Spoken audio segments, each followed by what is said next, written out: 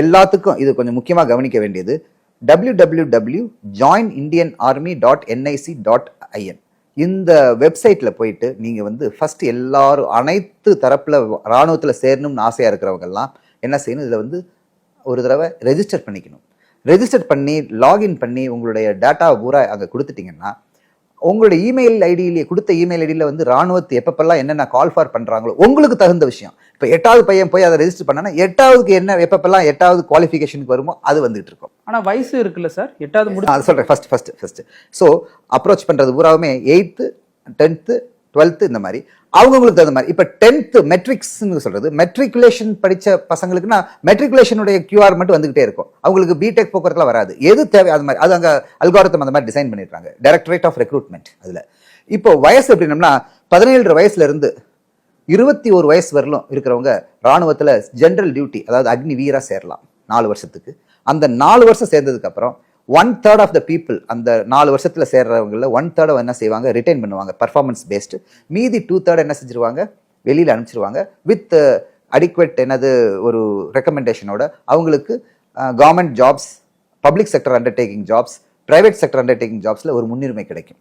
So இன்னும் அக்னிவீரனுடைய scheme இப்போ 2019 ஆரம்பிச்சாங்க. இன்னும் அந்த 4 வருஷத்து ஆளுங்க வந்து இன்னும் வெளியே வரல, ஃபைனலாக இன்னும் வெளியே வரல. இப்போதான் வரப்போறாங்க கொஞ்சம் கொஞ்சமா. இது ஒரு அக்னிவீர்ங்கிறது.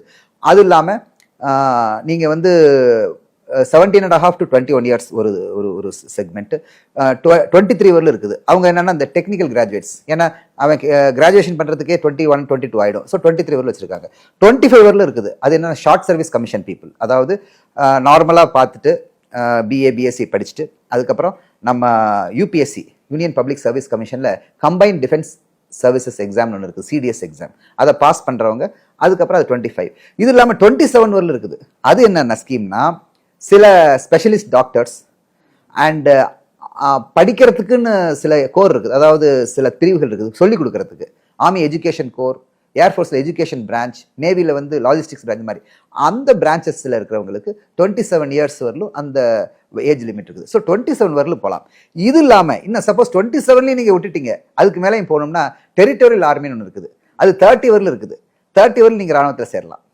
டெரிட்டோரியல் ஆர்மிங்கிறது வந்து அதாவது ஒரு ஆக்மெண்டிங் ஃபோர்ஸ். அது ராணுவம் இருக்குது, அந்த ராணுவத்துக்கு தேவைப்பட்ட இன்னும் கொஞ்சம் பேர் வேணும்னா அந்த டெரிட்டோரியல் ஆர்மி என்ன செய்வாங்க, எடுப்பாங்க.